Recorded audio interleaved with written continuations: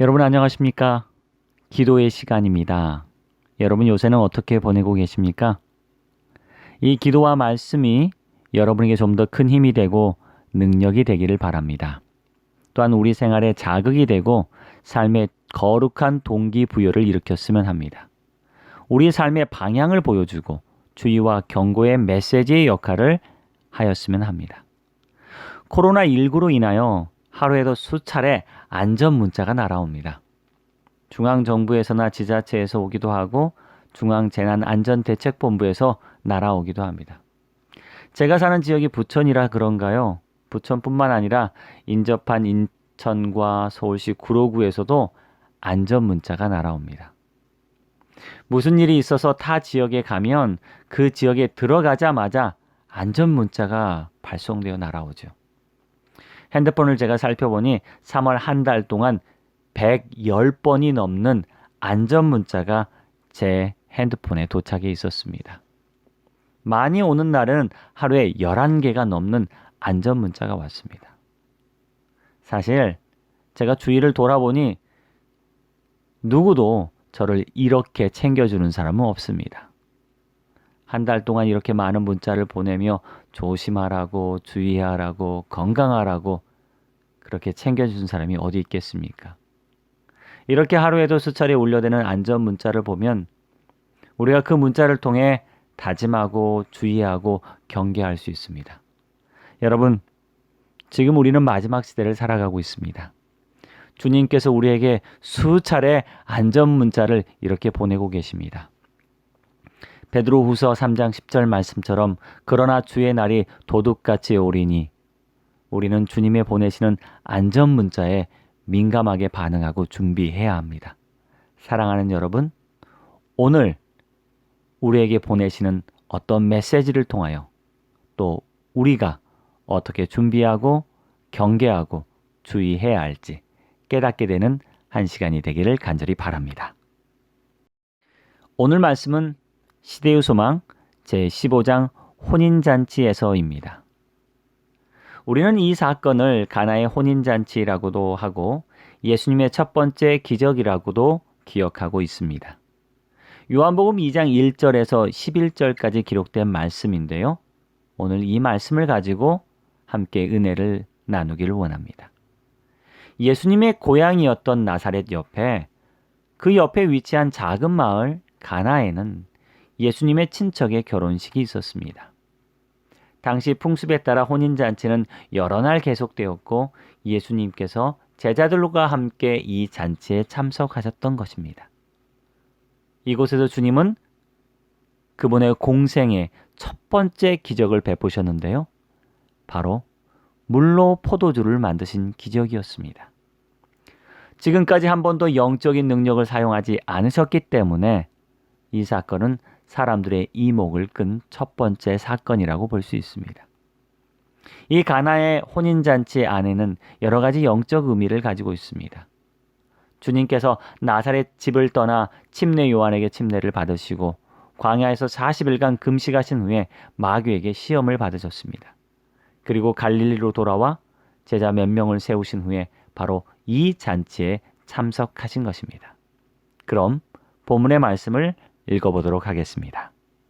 요한복음 2장 1절부터입니다. 사흘째 되던 날 갈릴리 가나에 혼례가 있어 예수의 어머니도 거기 계시고 예수와 그 제자들도 혼례의 청함을 받았더니 포도주가 떨어진지라 예수의 어머니가 예수에게 이르되 저들에게 포도주가 없다 하니 예수께서 이르시되 여자여 나와 무슨 상관이 있나이까 내 때가 아직 이르지 아니하였나이다. 그의 어머니가 하인들에게 이르되 너희에게 무슨 말씀을 하시든지 그대로 하라 하니라. 거기에 유대인의 정결 예식에 따라 두세 통 드는 돌 항아리 6이 놓였는지라. 7절입니다. 예수께서 그들에게 이르시되 항아리에 물을 채우라 하신즉 아귀까지 채우니 이제는 떠서 연회장에게 갖다 주라 하심에 갖다 주었더니 연회장은 물로 된 포도주를 맛보고도 어디서 났는지 알지 못하되 물도온 하인들은 알더라. 연회장이 신랑을 불러 말하되 사람마다 먼저 좋은 포도주를 내고 취한 후에 낮은 것을 내거든 그대는 지금까지 좋은 포도주를 두었도다 하니라. 11절 예수께서 이 첫 표적을 갈릴리 가나에서 행하여 그의 영광을 나타내심에 제자들이 그를 믿으니라. 주님께서 혼인잔치에서 기적을 베푸신 이유에 대하여 영감의 기별은 이렇게 말하고 있습니다. 첫 이적을 행하신 것은 마리아의 믿음을 높이고 제자들의 믿음을 굳게 하시기 위함이었다. 사실 주님은 한 번도 자신을 위해 기적을 행하지 않으셨습니다. 그래서 저는 예수님께서 매우 고지식한 원칙주의자 같다고 생각했습니다. 예수님께서 마귀에게 시험을 받으실 때 자신의 영적 능력으로 한번 이적을 행해보라고 요구받으셨습니다. 돌이 떡이 되게 하라. 저 높은 곳에서 떨어져 보라.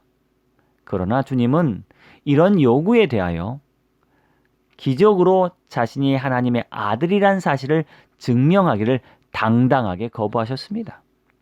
그리고 하나님의 말씀으로만 대답하시죠. 함부로 까부는 마귀 앞에서 하나님의 영광과 능력을 보이실 수도 있었을 것 같은데 주님은 그렇게 하지 않으셨습니다. 그런데 이번에는 그의 어머니 마리아가 예수님께 요구합니다. 혼인잔치에 포도주가 떨어졌으니 어떻게 도와줄 수 없겠니? 사실 예수님의 어머니 마리아는 예수님의 사명이나 그리스도의 때에 대하여 메시아의 역할에 대한 바른 개념을 가지고 있지 않았던 것으로 보입니다. 그래서 예수님께서 아직 내 때가 이르지 않았습니다 라고 대답하신 것입니다. 그러나 우리는 여기서 한 가지 분명하게 짚고 넘어가야 할 점이 있습니다. 마리아는 전적으로 예수님을 신뢰하고 있었다는 것입니다. 어떤 방법으로든 주님은 우리의 피로를 채우실 것이다. 주님은 우리의 어려움을 결코 모른 채 하지 않으실 것이다. 작고 하찮은 피로라도 주님은 그냥 넘어가지 않으실 것이다. 사실 마리아와 함께 산 지난 30년 동안 예수님은 항상 그의 가정에서 그의 어머니에게 큰 도움이 되셨습니다. 사실 이번에도 어떻게 하실지는 모르겠지만 한시골 안악내의 때와 정도에 맞지 않는 부탁이라도 그분께서는 그냥 넘어가는 분이 아니라고 믿고 있었습니다. 그래서 마리아는 예수님의 말씀에 조금도 당황하지 않고 식탁에서 일하는 자들에게 이렇게 이야기합니다. 너희에게 무슨 말씀을 하시든지 그대로 하라. 마리아가 신학적으로 혹은 성경으로 메시아에 대한 깊은 이해가 있지는 않았습니다. 많이 배운 여인도 아니었습니다. 그러나 그녀는 이렇게 말합니다. 무슨 말씀을 하시든지 그대로 하라. 우리는 마리아와 같은 순수한 믿음이 필요하다고 생각합니다. 마리아처럼 그리스도의 사업을 위해서 자기가 할 수 있는 것을 다하는 자세가 있어야 합니다. 하나님께서는 우리와 동역하기를 원하시죠. 구원의 사업을 위해 우리를 동역자로 삼으십니다. 오늘 우리가 기적을 바란다면 그리고 그리스도께서 우리의 구주라는 확신이 필요하고 그분의 능력 베푸심을 간구하고 있다면 그리스도의 구원을 기대하고 있다면 우리도 무슨 말씀을 하시든지 그대로 하는 믿음이 필요합니다. 십자가 앞에서 우리는 기도해야 합니다. 주님, 무슨 말씀 하시든지 그대로 순종하겠습니다. 주님, 무슨 말씀을 하시든지 그대로 순종하겠습니다. 성경 말씀은 그 순종의 결과에 대하여 이렇게 표현하고 있습니다. 10절 말씀입니다. 사람마다 먼저 좋은 포도주를 내고 취한 후에 낮은 것을 내거든 그대는 지금까지 좋은 포도주를 주었도다. 예수님께서 6 물 항아리에 물로 가득 채우라고 명하셨고 그것을 가져다가 연회장에게 갖다 주라고 말씀하셨습니다. 우리는 어떻게 언제 이 물이 포도즙으로 변했는지 알지 못합니다. 기적이 어떻게 일어났는지 언제 일어났는지 알 수 없습니다. 그러나 물 항아리에서 나온 이 음료를 맛본 연회장은 감탄을 합니다. 이 맛을 본 연회장이 감탄을 해요. 지금까지 이런 맛을 맛보지 못했거든요. 그는 아무것도 모르고 있었습니다.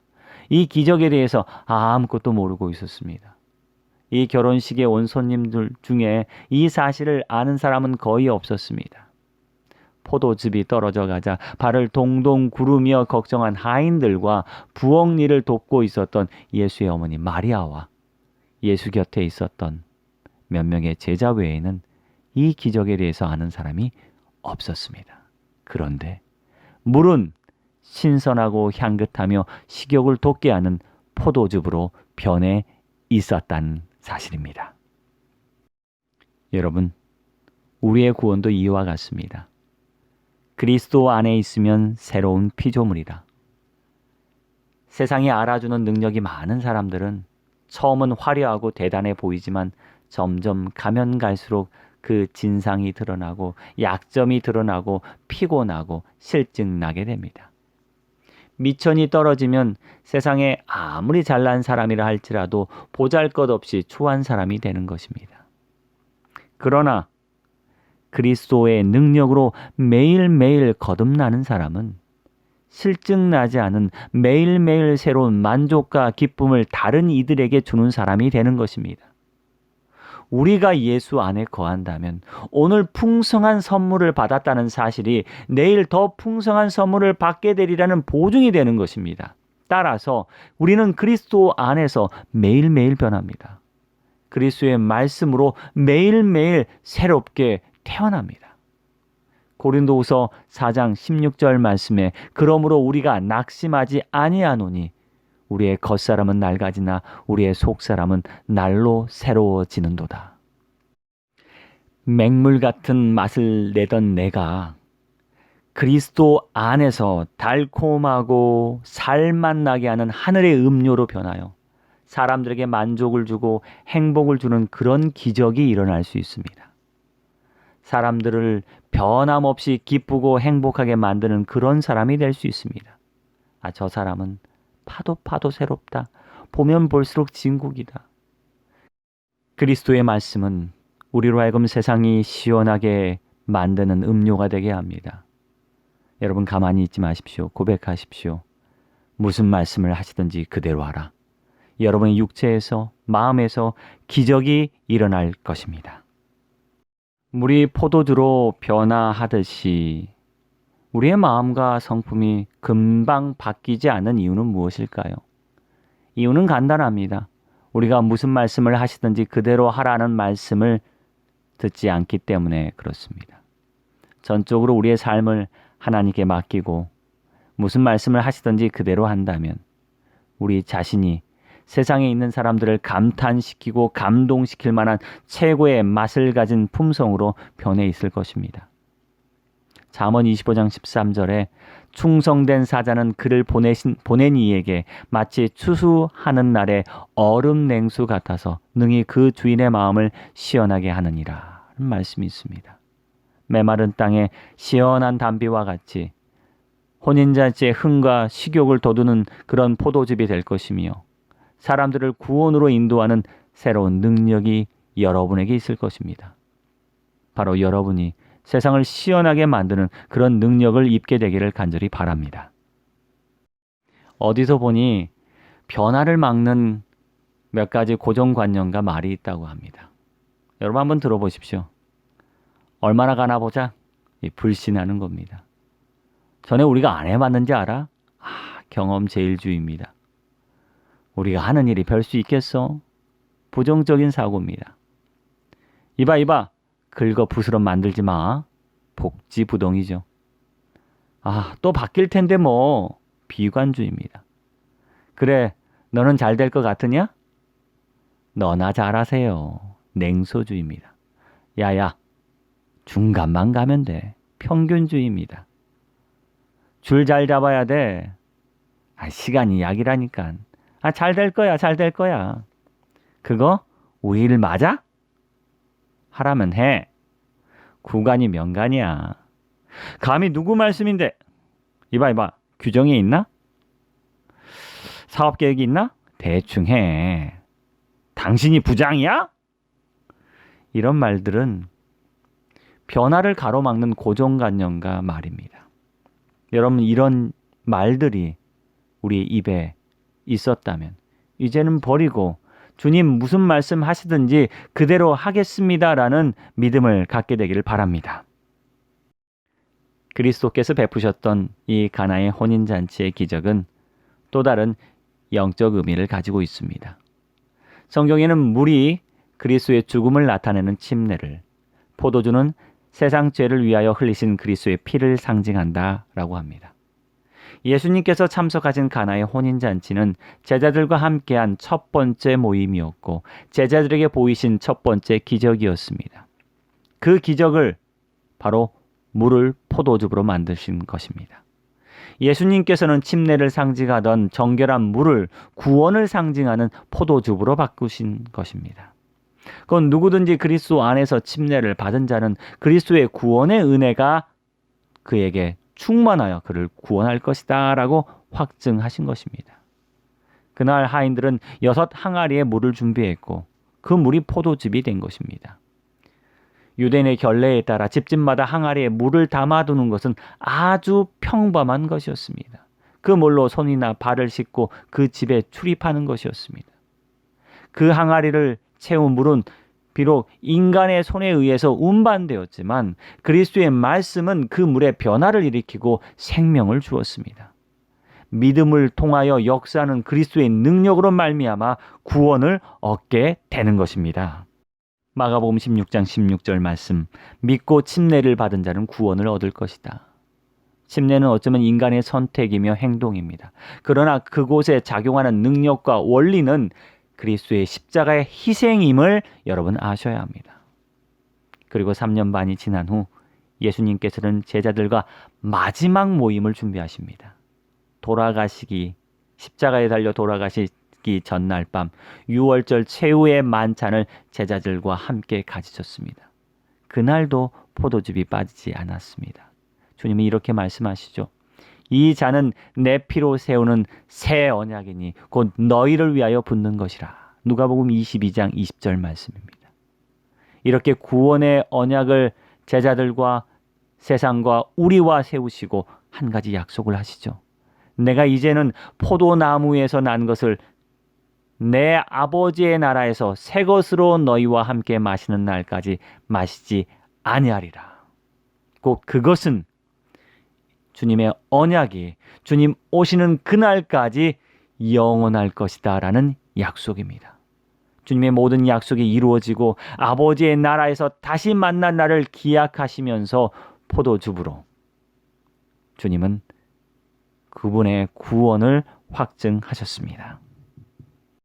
또 한 가지, 예수님께서 제자들과 첫 번째 모임을 가나의 혼인잔치에서 하셨다면 주님께서 세상의 모든 주님의 제자들과 구원받은 자들을 하늘에 있을 어린 양의 혼인잔치로 초청하십니다.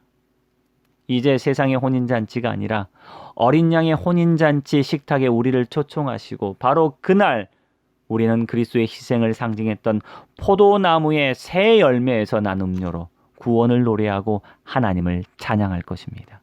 할렐루야, 주 우리 하나님 곧 전능하신 이가 통치하시도다. 우리가 즐거워하고 크게 기뻐하고 그에게 영광을 돌리세. 어린 양의 혼인 기약이 이르렀고 그 아내가 예비하였으니 어린 양의 혼인잔치의 청함을 입은 자들이 복이 있도다. 여러분, 우리는 가나의 혼인잔치에 참석하지 않았습니다.